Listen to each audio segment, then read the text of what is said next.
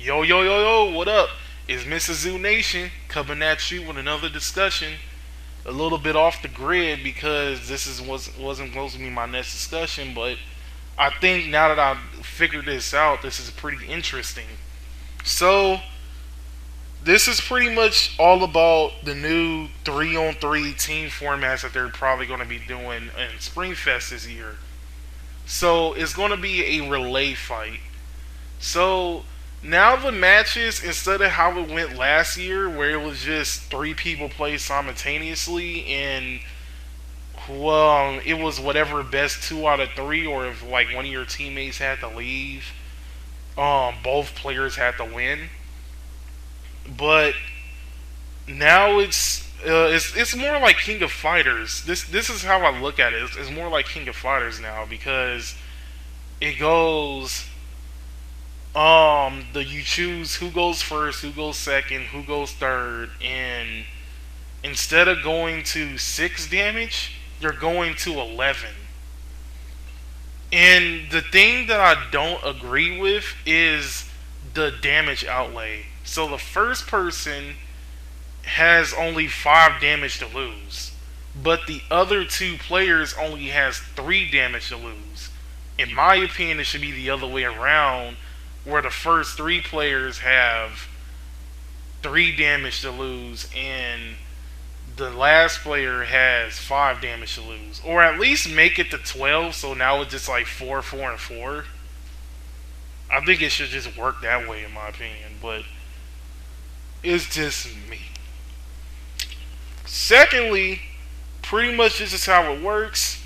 First, if let's say the first player loses, the one concern that like a lot of people I guess are kind of looking at before they read the whole thing is, okay, if the person gets to stay if they win, what happens to the next person? Do they have to restart a whole field? Do they have to rewrite everything, or what happens? So pretty much everything except for they only take back two things: anything face down in the G zone and anything in their whole main deck. Everything like the damage zone, bind zone, drop zone, and the field, and including their hand, is staying. Which means when you come in as a new player, you get to have everything set up on the field. You only have 3 damage to lose. Plus, everything that was originally used as counterblast still stays face down. And everything that's face up in the G zone, just in case you need to use your generation breaks, are still there. Everything on your field is there too. So just in case you want to ride into your Vanguard, so you can get all your Vanguard abilities, and it works. However, the thing about this is when you draw 3 cards instead of 5, and you cannot mulligan, which is okay. The whole mulligan thing didn't work. I would have loved if you like gained the 5. No, not the full 5. At least 4 at most, and not mulligan instead. But this is still pretty interesting. However, there's like a lot of team synergy that needs to happen in order for a whole team to work. So let's just put away for the fact that all the clans are different, which I forgot to mention. They do unrestrict everything. That was like, okay, well, you know how they have the whole Lord restriction where any different clan on the field is automatically taken away. That's not the case anymore. Now it's kind of restricted it, so now like the whole Lord thing doesn't take place and everything. But they still right now haven't decided whether or not, if because you're gonna be like sharing clans and stuff like that, if none of the abilities work anymore. Because I know out of 3 cards, I highly doubt you're gonna get your grade 3. I highly doubt it. I do wish that you do have the ability to, if you want to ride over to your grade 3, that you can choose whatever grade 3 you want to ride over from your deck, but I guess that'll be kind of BS at the same time. For all of those rules, you can look at more information. I'm gonna put like a link in the description to like all the rules and stuff like that. But I do want to get to like my points and everything. This is confusing as hell. Confusing as hell. Actually, it's not even confusing. This is complicated. It makes sense. The whole ruling isn't the thing that makes it complicated. It's going to be building a team that is going to be complicated. Complicated as hell. Because now you don't have to worry about, oh, are we going to use a different clan or not? No, that's not what you're going to be worrying about. What you have to worry about is now all three of the clans have to literally synchronize with each other. All the three players have to synchronize with each other. That means you cannot go off completely. That means pretty much you can't use no ride chains because it'll be impossible at this point. You cannot use any break rides because actually maybe you could use break rides. It'll be kind of interesting to be like, no, wait. Let me take out one just in case. Because I'm all like, I don't think all the break rides necessarily has to be strictly that particular. Yeah, never mind. I forgot. Whatever rides over the ride, over the break ride, it has to be particularly that clan. I forgot about that. That kind of throws that strategy out the window. I would have been like, oh, well, the first player, he can set everything up, set the whole field up, keep the break right there, and then just in case like he loses and the next person comes in and then overrides with that break ride and then gets the break ride skill, nah, that's not going to fucking work. I'm sorry. Oh man, that would have been so BS though. That would have been like so BS in so many levels. Like, you just start off with 2,000 plus crit. Damn. The good thing is, whatever was face up in the G zone stays face up in the G zone. They just take out everything that was face down in their main deck. So that's a pretty interesting outtake to everything. But now the synergy has to work, and now this concerns me because right now I don't have a team right now. I'm not gonna lie. I'm gonna be real with y'all. I don't even have a team right now. But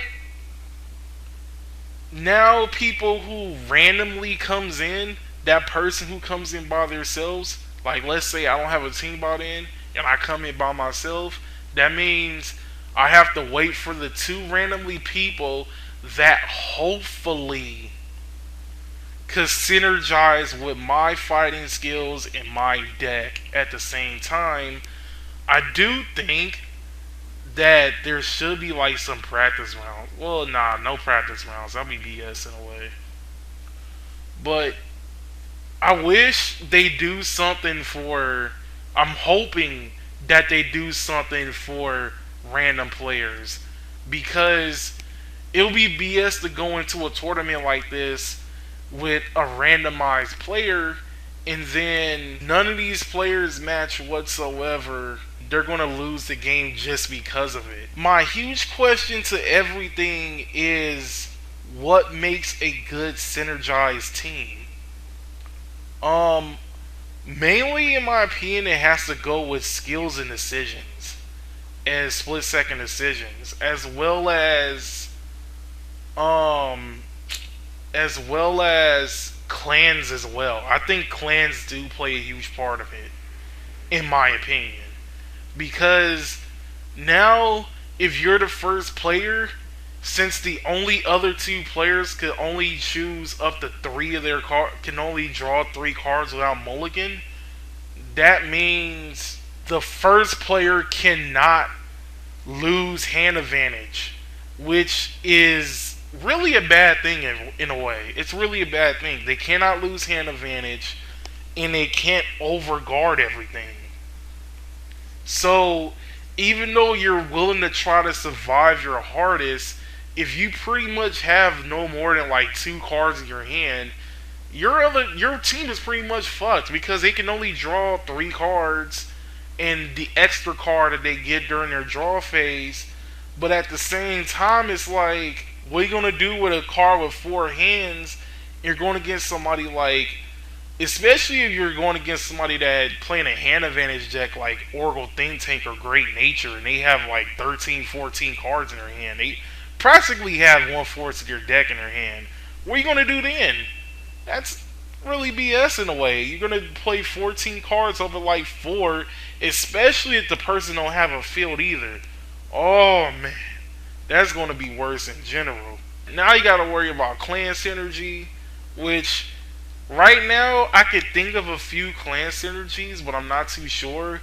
Like, I don't know if Oracle Think Tank. No, not Oracle Think Tank. I don't know if, like, let's say somebody's playing Pale Moon, Dark Irregulars, Genesis with synergy, but I know for sure if somebody was playing like Kagero, Narukami, and Shadow Talons with synergy, because they all have to do with retiring.